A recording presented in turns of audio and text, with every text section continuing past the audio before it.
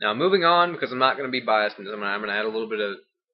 There is quotes about stuff about hell being torment and everlasting and eternal, and so this is kind of the subject on the term of the lake of fire.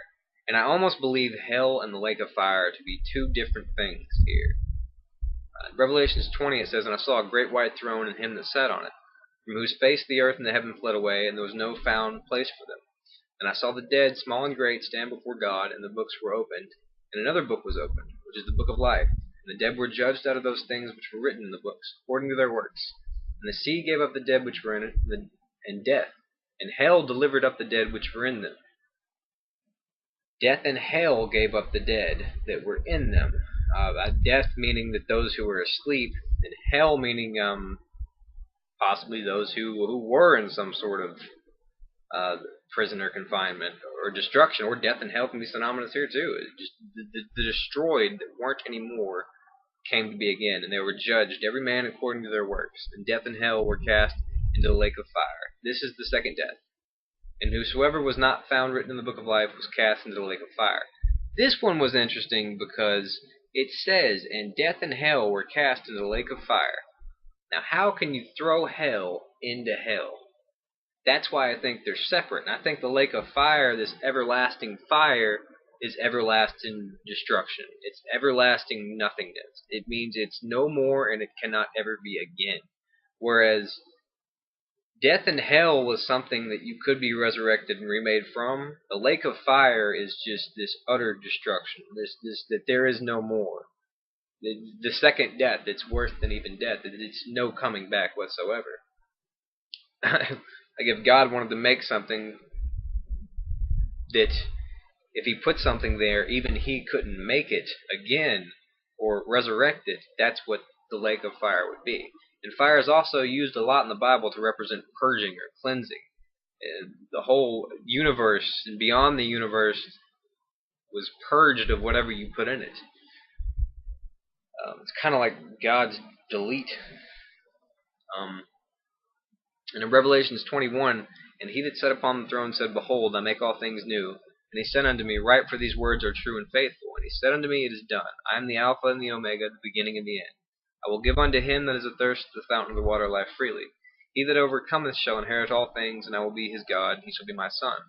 But the fearful and the unbelieving and the abominable and murderers and whoremongers and sorcerers and adulterers and all liars shall have their part in the lake which burneth with fire and brimstone, which is the second death." And I remember now why I put this in here, because in Revelation 20 it says that and death and hell were delivered up to the dead which were in them.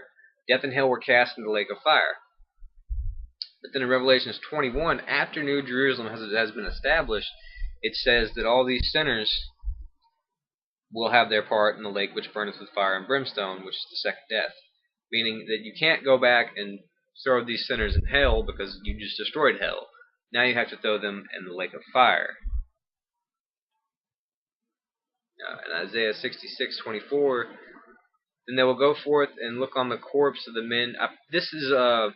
No, it does talk about the fire. No, "Then they will go forth and look on the corpses of the men who have transgressed against me. For their worm will not die, and their fire will not be quenched. And there will be an abhorrence to all mankind." This verse is talked a lot about to reference hell. And a lot of people say that for their worm will not die, and their fire will not quench. Now, I don't know how they twist this, but they give it to mean that they will not die and their fire will not be quenched. It's odd how people do that. They kind of look at a verse in the Bible, and even though it doesn't make sense, they still get it to be twisted to what they want it to say. So they've used this verse and another one that I'll get to towards the end to say that people will not die. It clearly doesn't say that there. It says for their worm, meaning the things that devour them will not die, and their fire will not be quenched. Meaning their worm and their fire are personal terms. Whatever is destroying them specifically won't stop. I take that to mean that the destruction, once again, it's unreversible. You can't reverse this process. Whatever this lake of fire is, whatever goes in there, you cannot reverse, you cannot bring back. God is God. He could if he wanted to, but I think he made it so that even if he wanted to, he couldn't. He made it that way on purpose. Uh, 2 Thessalonians 1, and to you who are troubled, rest with us, when the Lord Jesus shall be revealed from heaven with his mighty angels in flaming fire, taking vengeance on them that know not God, and that obey not the gospels of our Lord Jesus Christ, who shall be punished with everlasting destruction from the presence of the Lord, and from the glory of his power. That was interesting because that's where you get that hell. When you're in hell, you're separated from God. You were banished from the presence of the Lord, and you were at God, and all that is good and light is absent from you. Also, it says right there, punished with everlasting destruction, meaning that your punishment is to be destroyed forever. That's punished with everlasting destruction, means you are punished by being destroyed forever, everlasting. And then in Matthew 25:46,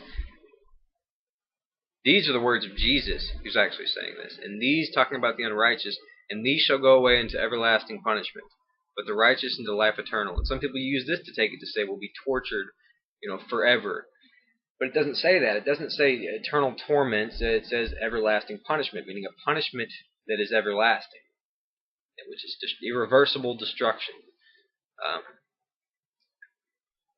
Another thing is that people have heard talk about say is that if heaven is a paradise, then won't we be sad or crying, or because it talks about sadness being removed from us, but won't we be sad at those who went to hell, or that we loved, that we cared about, that went to hell?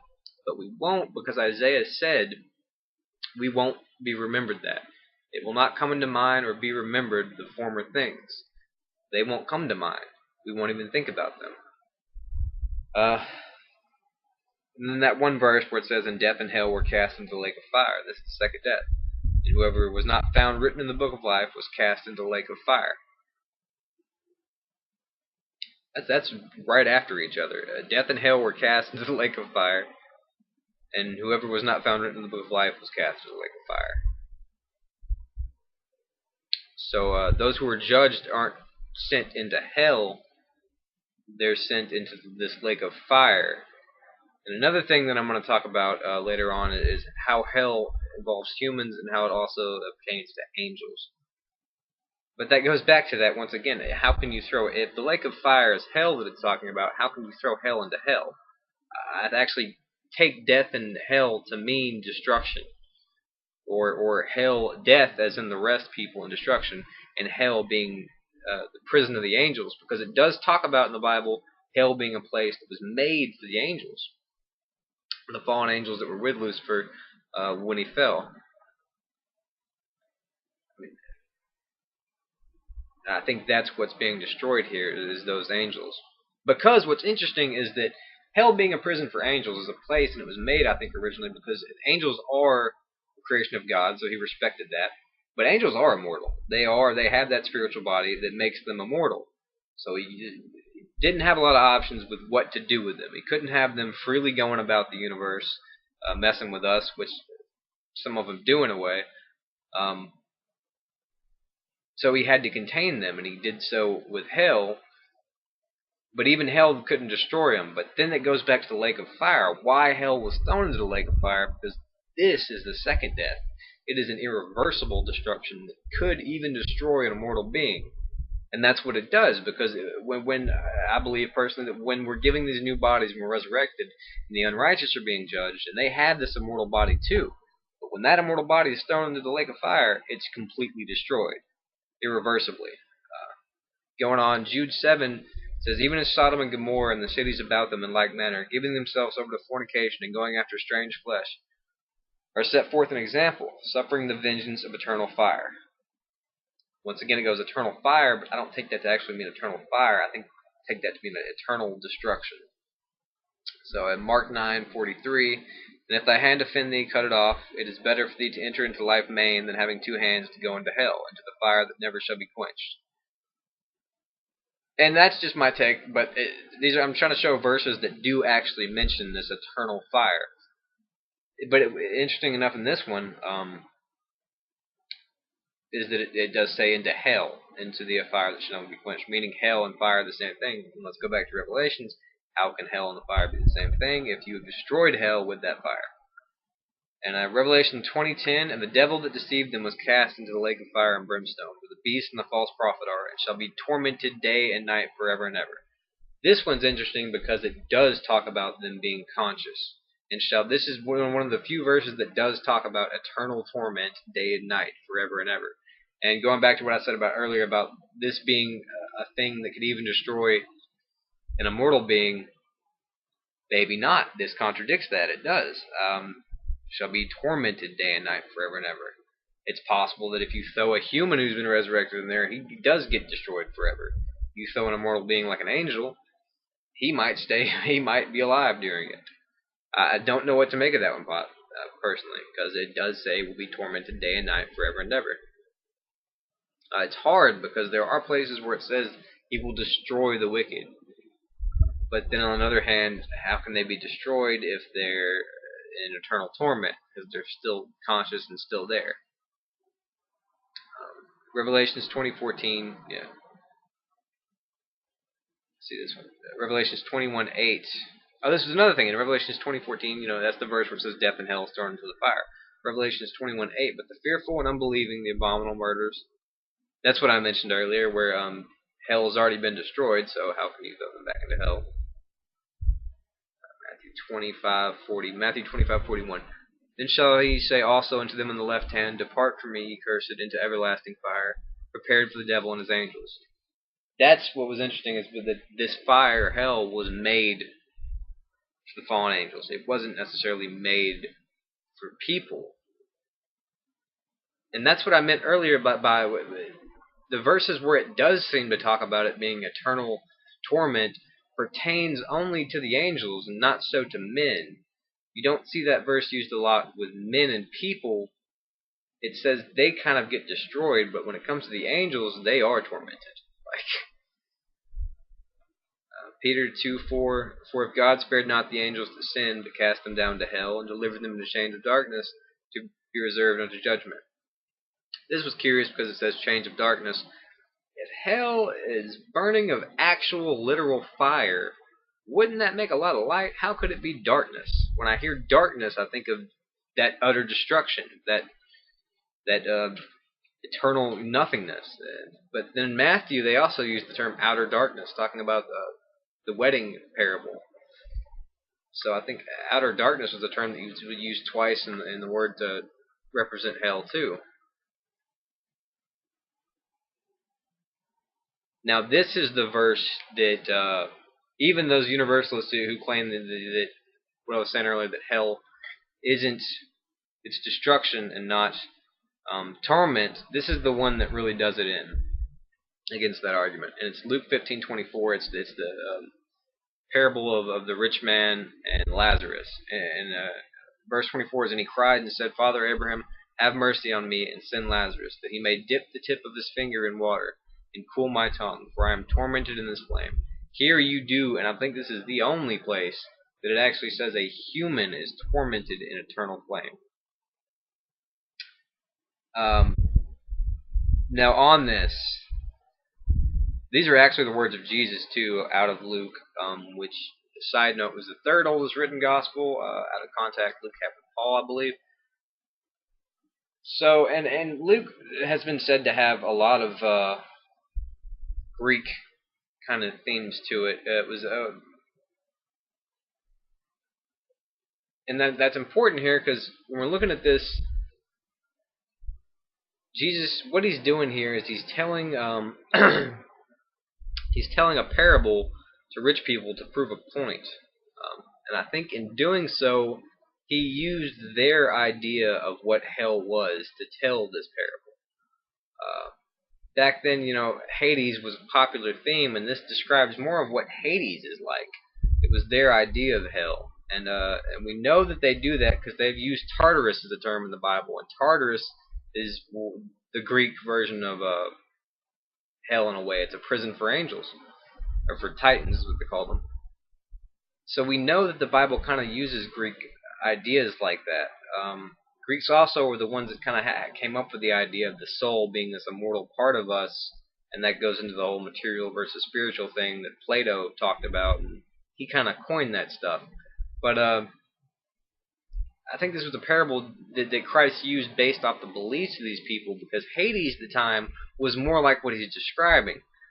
It was the one underworld where you went to, and that was all you went to. But Hades was separated with a good place for good people and a bad place for bad people, and they could actually talk to each other in Hades. So it sounds like he's describing Hades more or less than he is actual hell, to help them understand the parable he was trying to tell to. Considering that he meant this literally, um, if Christ meant this literally, think about that. You have the new earth and the new world, and then you have hell, which was supposedly thrown in the lake of fire before the New Jerusalem and the new earth was made. So how could someone in New Jerusalem and this new world talk to someone who was thrown into the lake of fire? That doesn't make any sense. Also, if this was to be taken literally, he may dip the tip of his finger in water and cool my tongue, for I am tormented in this flame. Is it supposed that a small amount of water would somehow help being consumed with eternal flame? That doesn't make quite much sense. Um, this does sound a lot more like their view of what Hades was like, because they could communicate with each other in Hades, because their version, their halls of Valhalla, their kind of paradise was in Hades too. It was in this whole underworld.